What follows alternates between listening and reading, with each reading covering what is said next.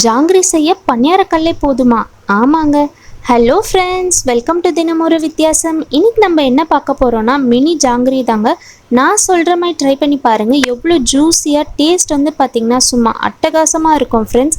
ரொம்ப ரொம்ப கம்மியான இன்க்ரீடியன்ட்ஸ் வச்சு தான் நான் செஞ்சுருக்கேன். வாங்க இப்போ ரெசிபிக்குள்ளே போகலாம். இப்போ வந்து பார்த்திங்கன்னா நான் ஒரு கப் வெள்ளை உளுந்தை வந்து பார்த்திங்கன்னா நான் 1 மணி நேரம் தண்ணியில் ஊற வச்சு எடுத்திருக்கேன்.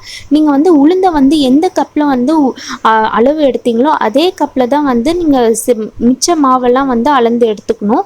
இப்போ வந்து ஃபஸ்ட்டு பார்த்திங்கன்னா நம்ம உளுந்தை வந்து நல்லா வாஷ் பண்ணிவிட்டு ஒரு மிக்சர் ஜாரில் சேர்த்துக்கலாம். நம்ம வடைக்கெலாம் அரைப்போம்ல அதே கன்சிஸ்டன்சிக்கு தான் இந்த ஜாங்கிரிக்கும் நம்ம உளுந்தை அரைக்க போகிறோம். தண்ணி வந்து கொஞ்சம் கொஞ்சமாக சேர்த்துக்கோங்க, ரொம்ப தண்ணியாக ஆக்கிடாதீங்க.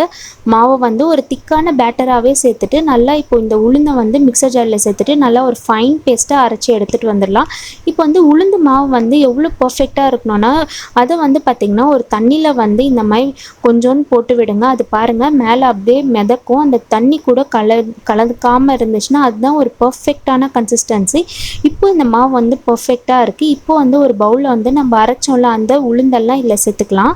இந்த உளுந்து கூட வந்து பார்த்திங்கன்னா நான் உளுந்து எந்த கப்பில் மெஷரிங் எடுத்தோன்னா அதே கப்பில் வந்து பார்த்திங்கன்னா அரை கப் அளவு வந்து கார்ன்ஃப்ளவர் சேர்த்துருக்கேன். 1 கப் உளுந்துக்கு வந்து பார்த்திங்கன்னா அரை கப் கார்ன்ஃப்ளவர் மாவு, ஒரே ஒரு ஸ்பூன் வந்து அரிசி மாவு சேர்த்துக்கோங்க. அவ்வளோதான். கொஞ்சமாக ஒரு பிஞ்ச் அளவு வந்து சால்ட்டு சேர்த்துட்டு நல்லா வந்து மிக்ஸ் பண்ணிக்கலாம். கலரிங்க்கு வந்து பார்த்திங்கன்னா நான் ஃபுட் கலர் வந்து ஆரஞ்சு கலர் சேர்த்துட்டு இந்த மாதிரி நல்லா மிக்ஸ் பண்ணிக்கோங்க. இது நம்ம வந்து கை போட்டு பிசைஞ்சால் தான் ஒரு கம்ஃபர்டபுளாக இருக்கும். ஸோ அதனால் நானும் ஸ்பூன் எடுத்துகிட்டு நானும் கை போட்டு நல்லா பிசைஞ்சிக்கிறேன். தேவைப்பட்டால் கொஞ்சமாக தண்ணி தெளிச்சிட்டு நல்லா இந்த மாதிரி திக்கான பேட்டருக்கு நல்லா இந்த மாதிரி மிக்ஸ் பண்ணிக்கோங்க ஃப்ரெண்ட்ஸ். லம்ஸ் எதுவுமே இல்லாமல் பார்த்துக்கோங்க. ரொம்ப தண்ணி ஆக்கிடாதீங்க. கொஞ்சம் திக்கான பேட்டராக இருந்தால் தான் நம்மளுக்கு ஜாங்கிரி புளியறதுக்கு நல்லா ஈஸியாக வரும். இல்லைன்னா மாவு வந்து புண்டு புண்டு ஆகிடும். என்கிட்ட பைப்பிங் பேக்லாம் எதுவுமே இல்லாதனால இந்த மாதிரி க்ராசரி கவர் தான் எடுத்திருக்கேன். இந்தமாதிரி க்ராசரி கவர் வந்து நல்லா நீட்டாக நல்லா வாஷ் பண்ணிவிட்டு நல்லா தொடச்சிக்கோங்க. இப்போ வந்து பார்த்திங்கன்னா நம்ம ரெடி பண்ணி வச்சுருக்க மாவு வந்து இதில் சேர்த்துக்கலாம். எல்லா மாவையும் இதில் சேர்த்துட்டு நம்ம கார்னரில் வந்து நம்ம வந்து இந்த கார்னரில் கட் பண்ணி எடுத்துக்கலாம். அவ்வளோதான். இப்போ வந்து பாருங்கள் பணியாரக்கல்லில் வந்து ஆயில் வந்து முக்கால்வாசி இந்த மாதிரி எல்லா குழிலையும் நல்லா ஊற்றிக்கலாம். நம்ம வந்து ஜாங்கிரி செய்யணுன்னா லிட்டர் கணக்கில் எண்ணெய் தேவைப்படும். நம்ம இந்த மாதிரி ட்ரை பண்ணணும், அந்த அளவுக்கு எண்ணெயே தேவைப்படாது. இப்போ எல்லா குழிலையும் நம்ம வந்து ஜாங்கிரி புழிஞ்சிக்கலாம். பாருங்கள் அப்படியே ஒரு ஃப்ளவர் மாதிரி நல்லா ஒரு 4 சர்க்கிள் சுற்றுனீங்களாவே போதும்.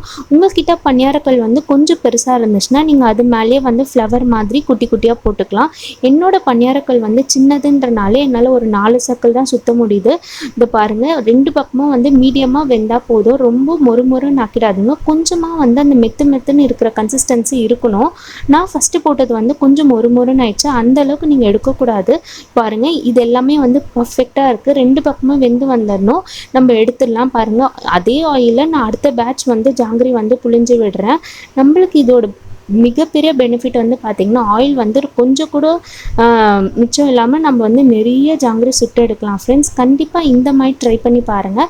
இப்போது இன்னொரு பேனில் வந்து பார்த்திங்கன்னா நான் வந்து அரை கப் அளவு வந்து சுகர் சேர்த்துருக்கேன். இப்போ நம்ம வந்து ஜாங்கிரிக்கு தேவையான ஜீரா ரெடி பண்ணிடலாம். அரை கப் அளவு சுகர் சேர்த்துட்டு அரை கப் சுகருக்கு வந்து பார்த்திங்கன்னா 1 கிளாஸ் தண்ணி சேர்த்துட்டு அந்த சுகரும் தண்ணியும் வந்து நல்லா மிக்ஸ் ஆகுற மாதிரி நல்லா கிண்டிக்குவாங்க. இப்போ வந்து இதில் வந்து கொஞ்சமாக வந்து ஏலக்காய் சேர்த்துக்கிட்டு இதில் வந்து இதுக்கு வந்து பார்த்திங்கன்னா நம்ம ஒரு கம்பி பதம் வர அளவுக்குலாம் நம்ம வெயிட் பண்ண தேவையில்லை.